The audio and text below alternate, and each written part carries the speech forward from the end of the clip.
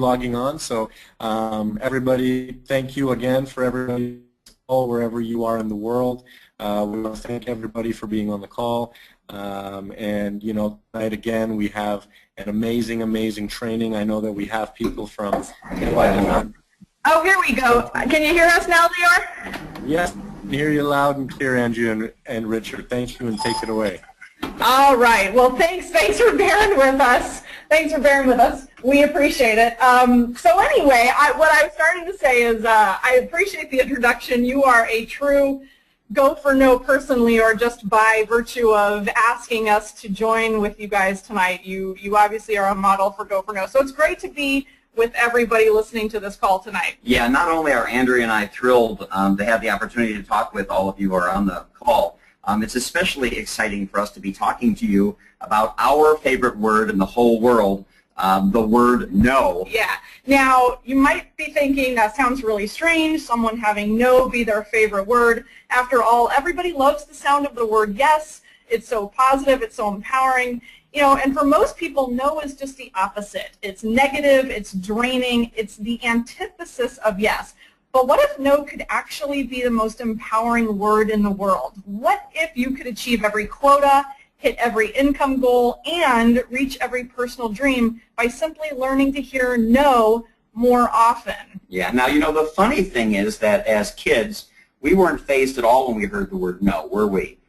We shrugged it off. We laughed at it. We simply ignored it. But somewhere along the line, this natural sense of tenacity that we're born with tends to get lost, or worse, it tends to get drummed out of us. Now, just in case, you know, everybody's starting to think, wow, this sounds like this is, you know, simply rah-rah motivational stuff, let us assure you it isn't. Over the next 50 minutes or so that we have with you, we're going to talk about a couple of core concepts, what we call core Go for No concepts, that can start impacting your business and your results immediately. And when we say immediately, we're not talking about next week or next month or next year. We're talking about like tomorrow. Exactly. So here is the first question that we want to ask you. And the question is, when you hear the word no, what does that no mean to you? How do you respond to a no internally in your mind? You know, what do you say to yourself? I mean, is this the moment where you say, wow, I'm not going to get anywhere today. I don't have what it takes. I hate trying to get business. I'm terrible at prospecting, networking, getting meetings with people. I'm not going to be successful in this business. I mean, you see where I'm going with this, right? It's all that negative stuff that we put in our heads. And, you know, it's really hard to kind of avoid that negative thinking. And also, how do you respond externally in your actions? You know, what do you do when you get a no or a series of no's? You know, do you stop for the day? Do you get involved in other tasks and let the entire day go without making another call or contact? Do you go a week or a month? I know that sounds crazy, but you know, some people do. It just lets them, it just stops them, you know, for months sometimes.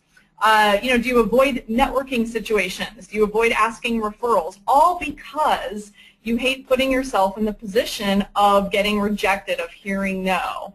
And your answers to these questions are really telling, you guys, because they really, you know, your response to the rejection, in this case the no's, is really the thing that ultimately spells the difference between long-term success and failure for millions of people all over the planet.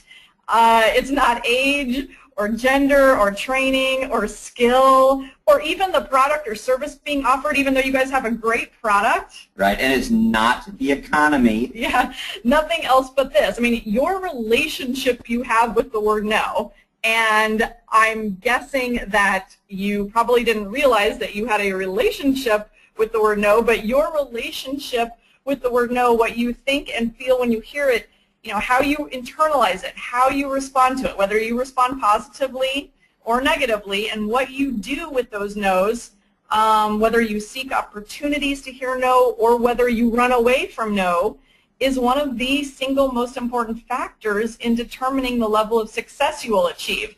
In fact, we're willing to go out on a ledge here and say that if you're not currently achieving the level of success you want in your life, and this business, you are probably not failing enough. That is, you're probably not hearing no often enough. Now, the funny thing is that because Richard and I are known as the Go for No people, everybody assumes that we must somehow be fearless. And interestingly, really, nothing could be further from the truth. So we've got to lay a little foundation here, which is why Richard is going to start by sharing a couple core stories with you, and then we're going to get into some meat and some concepts. Sure. I was working for my dad in the car business, and after a few weeks in my new sales position, I found that I was failing miserably, and I knew I had to do something. So I went back to my dad, and you have to understand how difficult this was. My father was a legend in the automotive sales industry, and here's a 20-something son having to go back to his sales legend father and having to actually say the words, "I can't sell." And it was kind of funny because my dad took it extremely well. He surprised me. He said, "You're right, Rich." He goes, "I've never really given you any sales training." He said, "Come on in here. Let's make some calls together." Well, let's make some calls together really meant that my dad was going to be making some calls. And since this was really in a pre-speakerphone era, I only got to listen to one half of the conversation. So my father grabs his phone book, he flips it open to the rent-a-car section, runs his finger down the page and goes, "Here we go, ABC Rent-A-Car, Manheim Boulevard." He said, "I've never called on these people before." He said, "Let's give them a call." Well, he dials the telephone, he gets the purchasing agent on the phone, and Lori, Christy, I am telling you, in 3 minutes, he gets an order for 20 cars. And that was it. That was the moment that I decided to quit the car business because I knew I could never do that. Well, at least I didn't think I could. You see, my father was, like I said, the quintessential sales natural. He was one of these people who could start a conversation with anyone, anywhere, anytime, about anything. He had no fear. He had no hesitation. He had no doubt. He just did it naturally. Well, in this regard, I am not my father's son. Yeah. Now, you might be thinking that this is the point in the story where Richard is going to tell you all about how he dug in and worked really hard and conquered his fear of selling, right? Not so much. No. The truth is, when I say I quit my job, I did. I quit my job. I moved from Chicago all the way to Los Angeles to get as far away from selling as I possibly could, as far away from my father's sales legend shadow. And interestingly, when I got to LA, the first job I took was in sales. But this time I took a job in retail selling. Because I thought in the world of retail selling, I wouldn't have to go out and prospect for customers. I wouldn't have to, quote, start conversations with strangers, unquote. People would just be coming into me. But the truth is, it didn't make any difference. I still found myself failing. And I'd been in a job for about 2 months. To say that I wasn't doing well is an understatement. In fact, my sales were so abysmal, I was pretty sure they were going to fire me. And that's when I heard that the district manager, a man by the name of Harold, was scheduled to visit the store. And I thought that maybe if I could impress Harold on this store visit, they would give me some more time to improve my sales. Well, Harold showed up at 9:30 in the morning. We had donuts and coffee. The store opened up at 10. And because I was the first person in that morning, I got what they call the first up. I got to help the first customer. And in walks this well-dressed gentleman who immediately announces that he wants to buy an entire wardrobe of clothing. And I thought, wow, this is it. I mean, what luck. This is my chance to impress Harold. And sure enough, within about a half an hour, I had an $1,100 sale, which was a good sale for the time. I was really proud of myself. And I was certain that Harold was going to be, super impressed, right? Well, Harold finally, made a little comment to me. He said, "Hey, kid, that was a nice sale." And then there was this long moment of silence. And then Harold would proceed to ask me a question that would literally change the course of my life. Harold said, "Out of curiosity, Richard," he said, "what did that customer say no to?" And at first, I was a little angry. I thought he was going to, give me a big compliment. But then I stopped and I thought about it, and I mentally reviewed this sale in my mind from beginning to end, and I realized that that customer hadn't said no to anything. Every single thing that I showed that man, he purchased from me. I said, "Harold, the customer didn't say no to anything. And then Harold asked the other really great question. He said, then how did you know he was done? Well, I'm going to tell you all how I knew he was done. Okay? You see, at that young age, with the income I had at that time, I had never spent $1,000 on a shopping trip on myself in my life. The idea of walking into a store and spending $2,000 or $5,000 or $10,000, that was outside of my consciousness because I had a $1,000 mindset. And when any customer got to my mental $1,000 spending limit, they were done. I would shut the sale down, I would ring them up and send them on their way. Harold said, you know, Richard, I watched you sell. And he said, you know what, kid? He said, you're not half bad. He said, but your fear of the word no is going to kill you. And then he said the final little magical words. He said, but if you could just get over that, he said, I think that you could become one of the great ones. Well, I mean, it was amazing. I'd gone into work that morning thinking that they were going to fire me, and I went home that night, 2 letters from greatness. I mean, you know, the letters were N-O, no. I thought, I could do this. I could fail more, and I believed him. Now, while this is my personal story, I'm pretty sure that I'm not alone here. It is very likely that my story is at least to, you know, some degree, your story too. And if it's not your story, it's the story of some of the people who are on your team or people who will be on your team in the future. Yeah, exactly. You know, because most people spend their careers, their lives, seeking success, all the yeses. You know, that's kind of the world we've all grown up in. I like to call it a go for yes world. And while, you know, simultaneously doing everything within their power to avoid failure, avoid hearing no's, which is a recipe actually that ensures mediocre performance.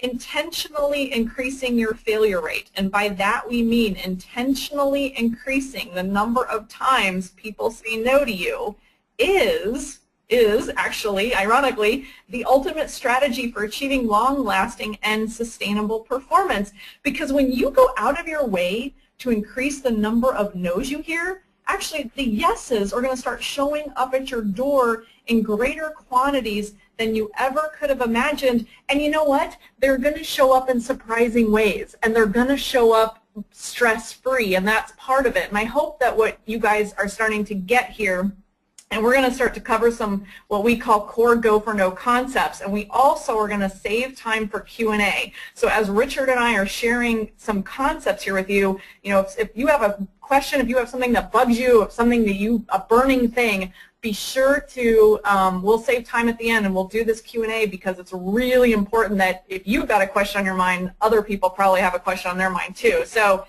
just keep that in mind that we're going to do some Q&A here and just keep that piece in mind. Okay, so continue. Okay. Well, we're going to show you a little model here on the screen. Yeah. And what I want to share with you now is that before that particular day with Harold, I had been operating using kind of a mental model that had me in the middle, and it had success. In other words, having people buy from me, people saying yes to me on one end, and failure, rejection, and having people say no to me on the other. And I thought it was my mission in business and in life to do everything within my power to move towards success while simultaneously doing everything within my power to avoid having people reject me or say no to me. What Harold got me to see was that there was a second model, a more effective model. Harold said, Richard, he said, the way that you should be thinking, he said, and the way that all great performers think, is that you're on one end with failure and rejection and hearing the word no in the middle, and this success that you want so desperately on the other end. He said, failure and rejection and hearing the word no, these are not things that you should be trying to avoid. He said, these are actually things that you should be seeking. He said, because the failure and rejection and hearing the word no, he says, these are the things that are the stepping stones on the road to success. Now, put another way, what Harold pretty much taught me that day was that yes is the destination, but no is how you get there, which happens to be the subtitle of our book. Now, Harold said, you know, Richard, he goes, most people, when they get to the sign marked failure, they just figure they're heading in the wrong direction. He goes, and they would do what anybody would do if you think you're heading in the wrong direction. They stop, turn around, and they head back home. thinking that success has got to be back in the other direction. He said, but it's not. He said, when you see the sign marked failure, and when people start rejecting you, and people start telling you no, and you start experiencing failure, he said, success is not back behind you. It is almost always straight ahead. He said, you need to see the no's as the stepping stones to that success. Mm-hmm. So the idea here is to start living in a go for no world, where you start to see no differently.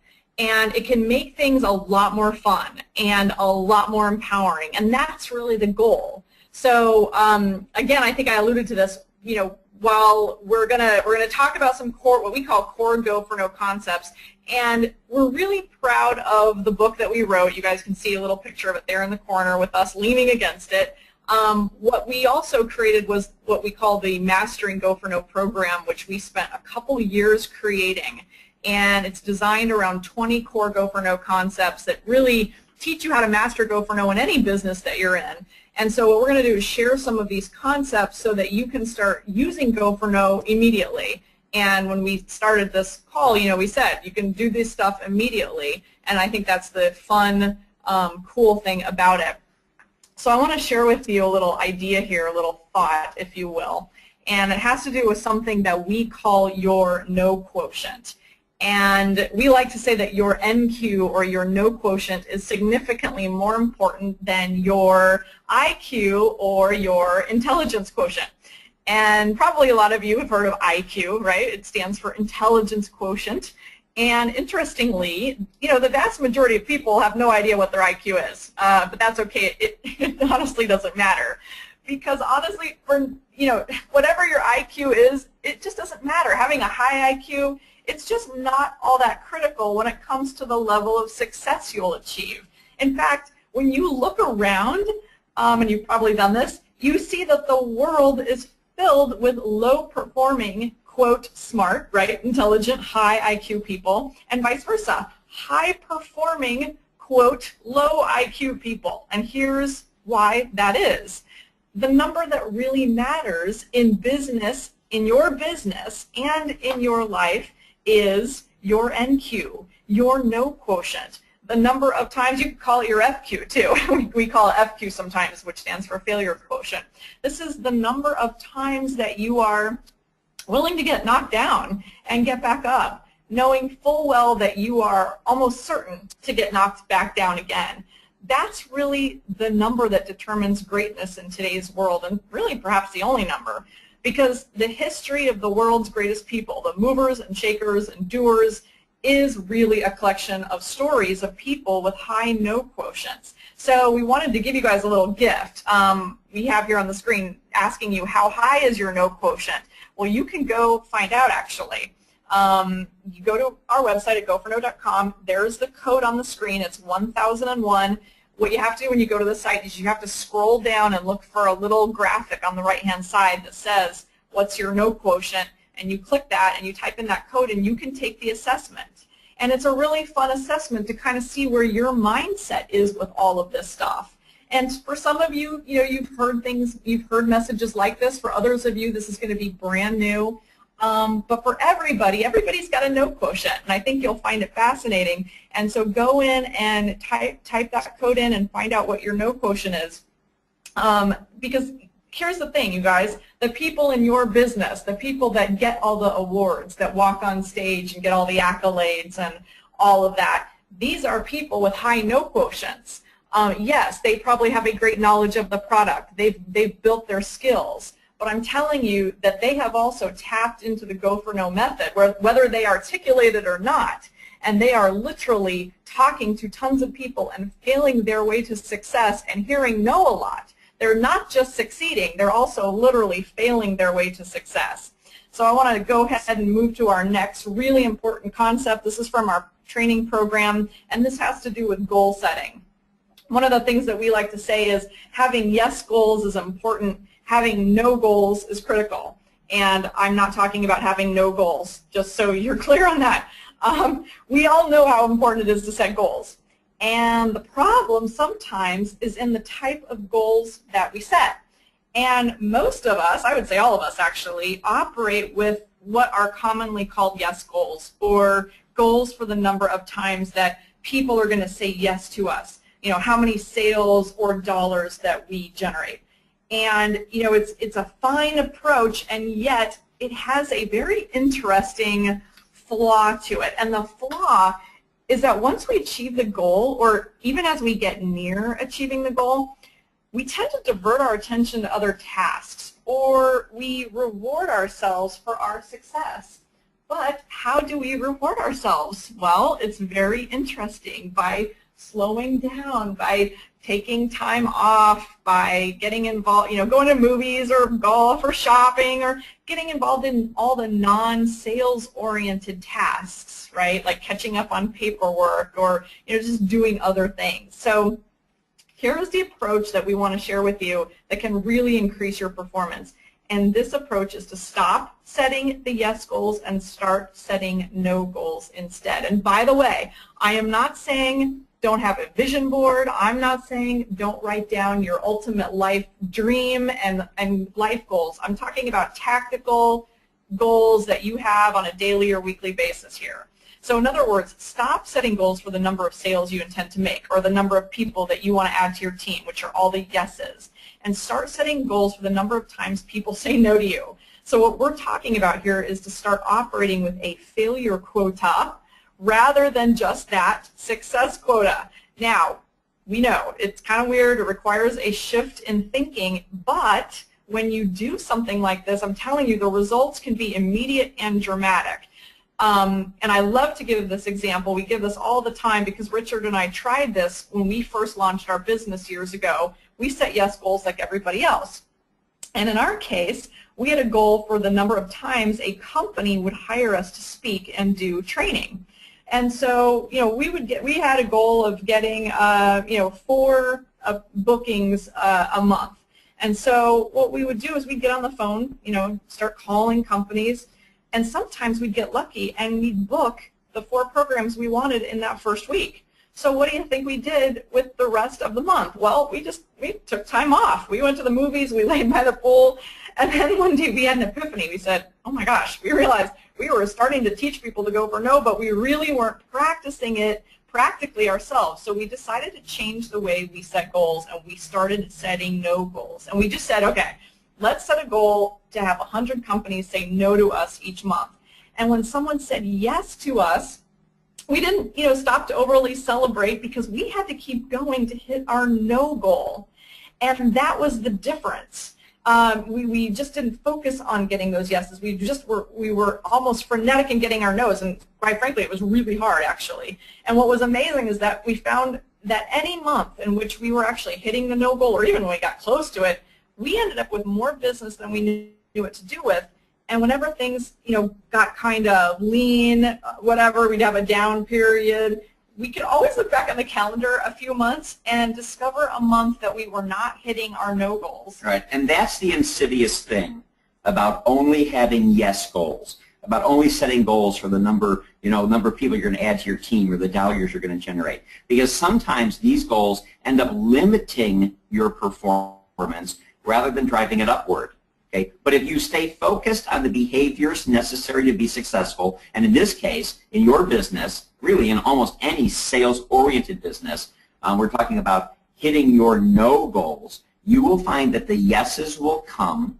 They will come automatically, and they will almost start to come in what we call a stress-free environment, because they always do. Right, and because you are not, there's no pressure to, you know, how when you live in that go for yes world, there's that whole pressure that you're trying to get that yes, and you need that yes, and you want that yes, and people can feel that pressure, and they're not attracted to pressure like that.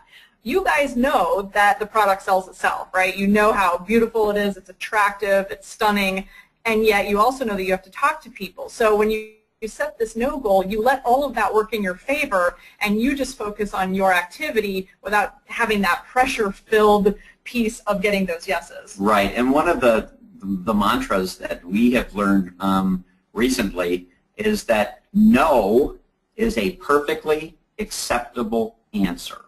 Now, yes is better, right? We know that. We all want to hear yes, okay? but no is a perfectly acceptable answer. And when you go into a sales situation, understanding that no is a perfectly acceptable answer, if it's the wrong person, the wrong time, the wrong size, the wrong price, the wrong whatever, and it's just not right for them, and they say no, and you're good with that, the ironic thing is people will start to say no to you less because they don't feel pressured when you're willing to accept a no.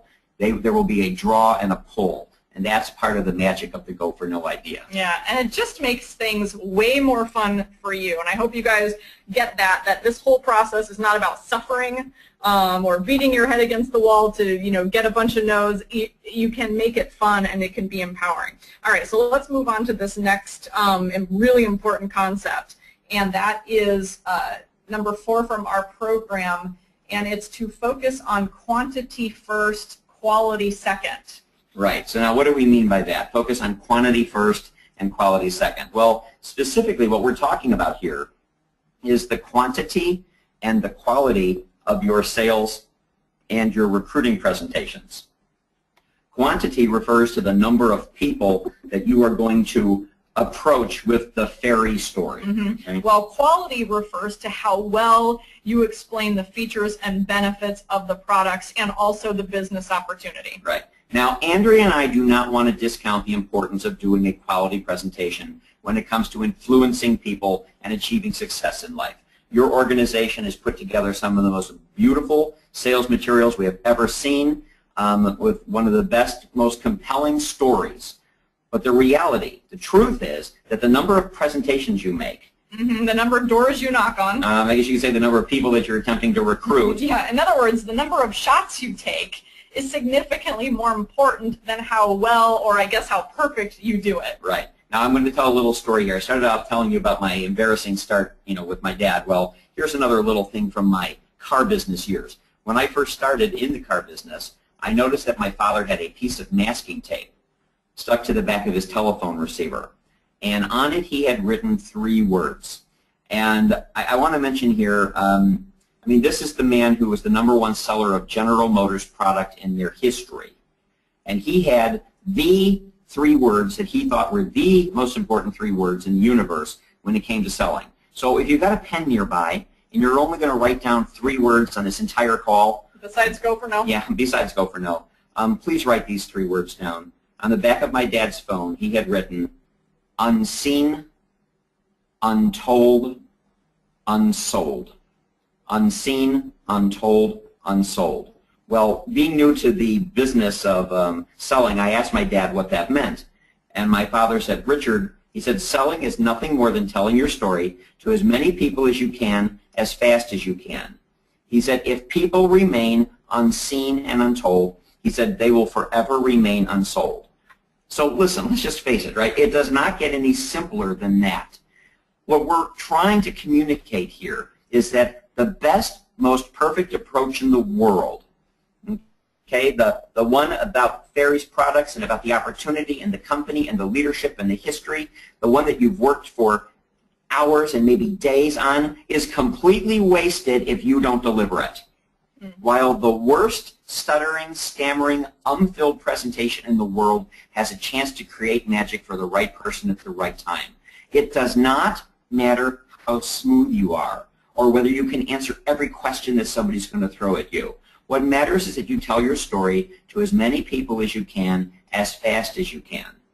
Now, we're actually willing to go out on a little bit of a limb here and say that you could approach someone with this approach, okay? Hold on to your seats.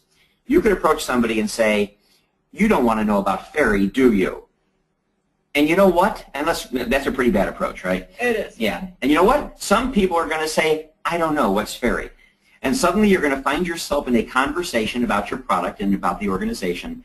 And that is the goal. The goal of the approach is to engage in a conversation. It is not to do it perfectly. It is to engage in a conversation and to create a chance for magic to happen. Yeah, exactly. Now, obviously, we don't recommend you actually use that approach. And quite frankly, we know that when you are wearing the earrings and wearing the sunglasses and the watches, you're probably getting approached a ton, right?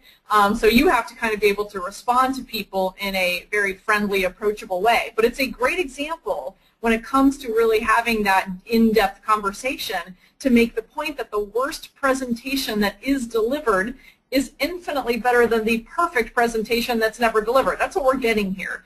Because I should say. Because the problem is that, many people spend so much time preparing and working on their quote approach that they never get around to approaching anyone. Somehow they're just never quite ready enough. Well, the best way to perfect the quality of your approach is to get out there and increase the quantity of people that you approach. So I know that this is a little controversial. I told you we were going to have time for Q&A, so if something pops up for you, we will absolutely address it. Yeah, and in this way, what we're suggesting is that you now have a chance for the SW principle to go to work for you. And that means some will, some won't, so what? Someone's waiting. Some will. You're going to make your presentation, whether it's just because somebody wants to buy or they want to join the business, and they're going to like what you have to say, and they're going to love the story, and it's going to be easy. Some won't, no matter what you do, no matter, price, it just doesn't matter. So what? This is where your response to hearing no comes in. This is where your response to your attachment to the outcome, in this case, your attachment to the yes, needs to become so what? And then really after that, sorry about the train. Leora knows about the train. Yeah. And this time of night we got train. And immediately after that, someone's waiting. So this idea of someone's waiting is really important though, because, the question is, do you have someone waiting? And do you have that list of people that you've spoken to over the last 3 months, 6 months, 9 months, 12 months, right, who said no? And maybe they weren't ready to buy. Maybe they had something in mind, but they weren't ready to put any money down on it and begin. Maybe they were interested in the business, but they weren't ready to, to start. Have you followed up with this person? Maybe you got a, business card of someone that you got a week ago and you just haven't called them. You probably have a, list of people that are happy customers that you can get on the phone and start calling and asking for referrals. So is there someone waiting? Absolutely, there's someone waiting. There is always someone waiting. You know that. However, the problem is because we operate in this go for no type of world, meaning we're always operating in a way that has us avoiding situations where we might be rejected. We kind of avoid that someone's waiting list, or we get kind of lazy. We just kind of wait for the easy transaction to take place. Maybe we hope to get spotted. We hope to have other people start all the conversations, and so what happens is we just are always waiting for opportunities to happen for us without getting out there sometimes and making it happen. So when you take that someone's waiting seriously and you really make an effort to work your lists and follow up, what happens is that when you do get the no, you have far less emotional reaction, that bad or toxic reaction, because you know that you have all those opportunities to go to. You know that there are all those people waiting for you, and you've got to get, keep going and go quickly and move on to those people that are, quote, in your pipeline, so to speak. Yeah, and one of the very interesting things that I heard years ago, and I think it's really appropriate here, and it's that when doctors are, when they go to medical school, one of the things that they are told, one of the things that they are taught, is that every doctor is eventually going to lose a patient. And if you stay in the profession long enough, every doctor is going to lose a lot of patients. And the question is, how does a doctor get past losing a patient? And the answer is with a single word, and the single word is next. Now, that doesn't mean that they're cold and callous. What it means is that if you spend a lot of time focusing on the one you lost, then you're not focused on the right thing. The right thing is there's somebody else who's waiting in the waiting room, or who's going to be your next appointment, or it's going to be the next operation, who's the next person that you can help.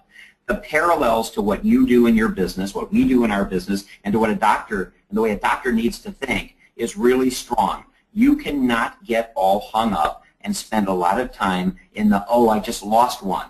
You've got to get on with the, okay, there's someone else who's waiting, who needs our products, who needs our services, who needs the opportunity, who needs my expertise, so that you can move forward as quickly as you can.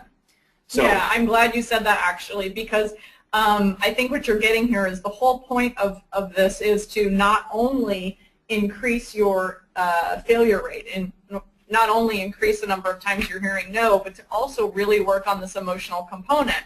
And one of the ways that you do that is by kind of moving quick and not focusing on all of those no's, which we tend to do. We tend to, when we hear that no, we look at it as kind of like the end of the world, and that was the person that was going to make or break our business. That's not true. The person that could make your business might be the next person that you talk to. And if you're wallowing and you're feeling frustrated and you're crying over that no, that's not going to serve you. So what we suggest that you do, especially if you're setting no goals, is say, you know what, it was a no, no big deal. Someone's waiting. Celebrate the fact that you made the attempt, that you had the conversation. Maybe they're going to be, on your follow-up list, and really celebrate the transaction and celebrate what happened and be proud of yourself because you're in action, and ultimately you can't control other people's behavior, what they're going to decide, do, or spend. So be proud of that and then reward yourself and move on. That kind of nicely brings us to our next go for no concept. Right, and that is that no doesn't mean never. Okay, no means not yet. Now, for those of you who love numbers, here come the numbers. You ready? And this would be a good time to have a pen out as well. 44% of all salespeople, anyone trying to sell anything, product, service, idea, doesn't matter, give up after hearing one no. They hear one no from somebody and they say, okay, that's it, I'm not going to go back to that person again. 22% more give up after hearing a second no. 14% more give up after the third no. 12% more give up after the fourth no, which means that 92% of all people give up before getting a fifth no from someone. And yet the same research project that this came from shows that 60% of all customers say no 4 times before they finally say yes. Think about that. 60% of all customers are going to say no 4 times before they finally say yes, whether they're buying the product or whether they're joining the team, whether they see the opportunity as something they want to do. Most people are going to say no 4 times. It's that magical 5th time that's kind of the threshold where eventually somebody may give you a chance to say, okay, great, listen, let me see the catalog. Let me hear about the opportunity. What is this? The interesting thing about this whole thing is that most salespeople end up asking themselves, how do I get in the top 10% of the team? How do I end up on the stage? How do I end up getting the trophy and the award and the big bonus check? And the answer is you've got to be in the game when the majority of people finally say yes. Well, if 92% of all the salespeople have quit after the 4th no, but 60% of the customers are still there waiting to buy, it's not a surprise that the bulk of the business always goes to a very small percentage of people. It's because they have mastered the ability to be persistent and tenacious and to stay in the game, and they understand that somewhere around the 4th, 5th, 6th no, maybe it's the 7th, maybe the 8th, it doesn't matter. They're going to still be in the game when the person finally says yes. Yeah, absolutely. And another interesting thing about staying in the game. Staying in the game is so important because you are actually building trust with people. I mean, if you talk to somebody and then 3 months later you're doing something else, and then you talk to another person, the same person, and 3 months later you're involved in something else, well, that doesn't build trust. But when you follow up with someone literally every few months and you're talking about the same products and you're sharing all of the wonderful things that you're doing and exciting things that are happening, that's building trust for other people, that they see, wow, you're hanging in there, you're still in the game. It's really got to be a worthwhile opportunity. So we want to talk about something a little unusual here, and I think you know that we use the terms failure and no interchangeably because we understand that people see no as a failure in most cases. And so we want to talk about something that we call the 5 failure levels. We actually have these, we talked about these a little bit in our training program, and we also cover these in our Go for No book. And we wanted to share these because it really will help you, I think, adopt this new mindset and really see how failure interacts with no and your eventual success here. Right. So level 1 is the ability to fail. And let's face it, right? 100% of the people on the planet have the ability to fail. It's really kind of, I guess you say, where everybody starts. The sad thing and the really bad thing is that very few people ever move past this basic level, which is just simply the ability to fail. Mm-hmm. And level 2 is the willingness to fail. Level 2 people develop the willingness to fail, but they still, they don't enjoy it much. I mean, they see it as a necessary evil, so to speak. It's tolerated.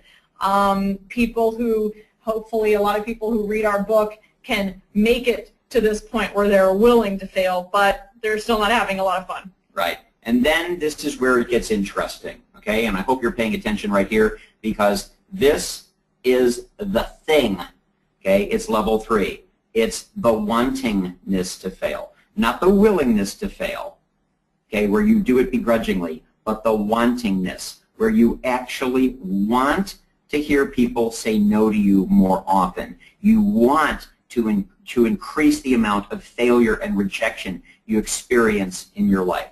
And what's so interesting about this level 3 thing is that probably in reality, fewer than 5% of people ever get to this level for any sustained period of time. But when you can get to level 3, when you can actually have a day where you are wrapping up at the end of the night, it's 9:30, you're turning off the lights, you're heading off to bed, and you actually find yourself saying, wow, I didn't have many people say no to me today. I'm going to do better tomorrow.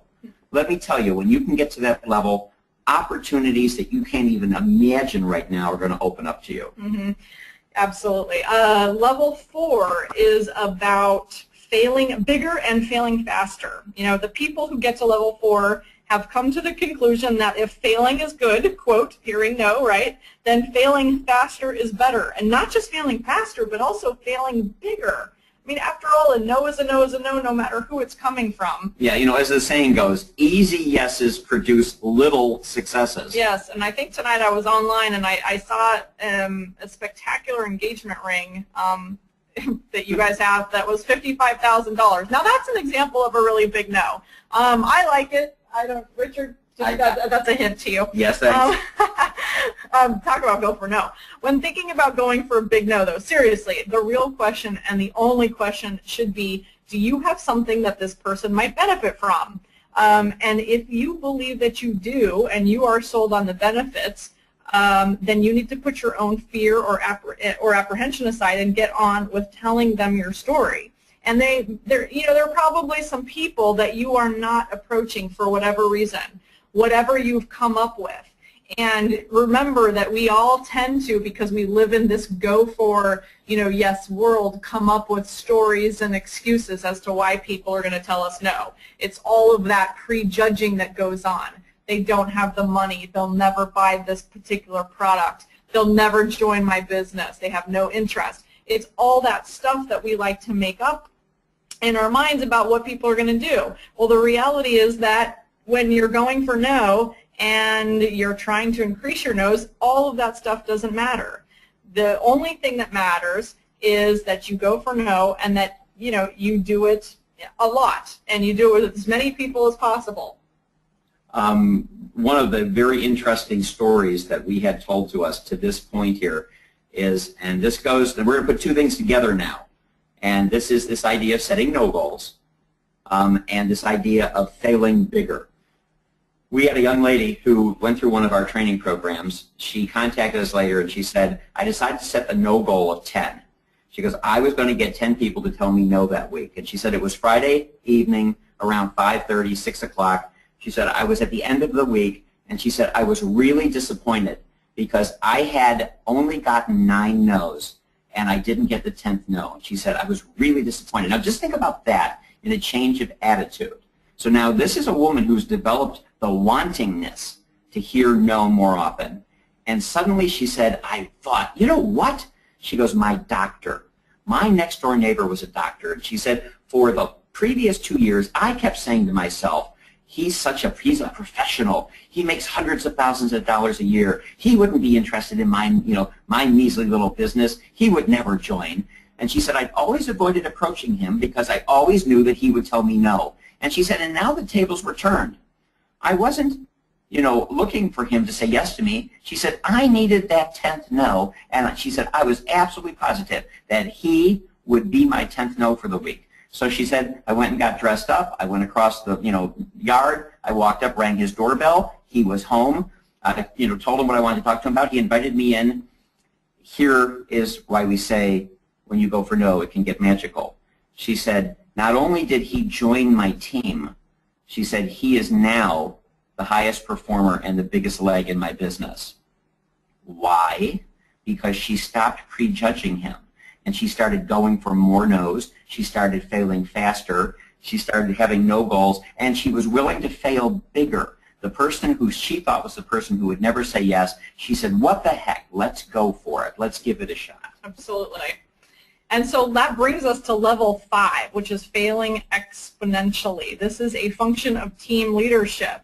And Christy and Leor tonight bringing us on here, that's what we're doing tonight. They are enlisting others to fail with them because they know that if driving their own failure rate can increase their success, then everybody, all of you, failing, quote, failing together, team failure, it always gets a laugh. I don't know if you're laughing, but everyone always laughs at this for some reason. But seriously, if you are all out there hearing lots of no's, it's going to increase your team success. That's just the bottom line. So that's what we're doing on this call tonight. So we want to wrap up a little bit, and I want to have plenty of time for Q&A. If you have something that's kind of a burning question, we're open to it. Feel free to challenge us. We love challenges. And anything that I can't answer, I'll just put Richard on the hot seat, and he will have to answer. But an important point here so that you understand kind of where we're coming from, and that is that staying persistent, which obviously is really the go for no mindset here, is not just about you and what you get out of the sale. We are not teaching you all to use go for no as a tool for evil. It's not about manipulating or badgering people or having people run from you. Obviously, you have beautiful products and you want to have a demeanor and an attitude that matches those gorgeous products. But what we're talking about here is that most people give up way too soon, right? They take themselves out of the game like we were talking about earlier. And staying persistent can be a win-win. And what we're talking about here is really to have a to sell is to serve mindset, whether it's just selling somebody a new pair of sunglasses or a watch to getting them involved in a business opportunity and helping them grow a business for themselves. And the problem is a lot of people see, quote, sales or even the business opportunity piece and serving others as choices. But obviously, they're not choices. They're something that you can do, you sell and serve together. You do those things simultaneously. Now, in the spirit of serving others, we want to just mention to you that we created that we have a special package on our website called the Go for No Breakthrough Pack, and I've told Leor about this. It's got our 4-CD audio training program. If you really are into this and you want to really reprogram the way you think, feel, and behave when it comes to hearing no, this is the program for you. We really spent a tremendous amount of time putting this together, and it's also got a 4th CD that has a printable workbook that you can print out that covers the 20 core concepts. It's got a couple other interesting things in there too. One of them is a personal development documentary movie that we created called Yes is the Destination, No is How You Get There, and it's got almost 58 people who we interviewed about how they have used all of these concepts that we've shared with you tonight, how they have used these in their business to be more successful. And then the third item is a reprogramming CD, literally a CD set to music with go for no statements so that you can listen to this and start internalizing these ideas and quickly start becoming a go for no person. People ask us all the time, how do I do this? Well, you've been living in a go for yes world for your whole life. So a big piece of this is to start reprogramming your thought process, and that's why we created this CD, is it really helps reinforce the messages in the training program and in the movie, so you can just pop it in your CD player in your car or put it on your iPod, and it's fabulous. So if you go to goforno.com, definitely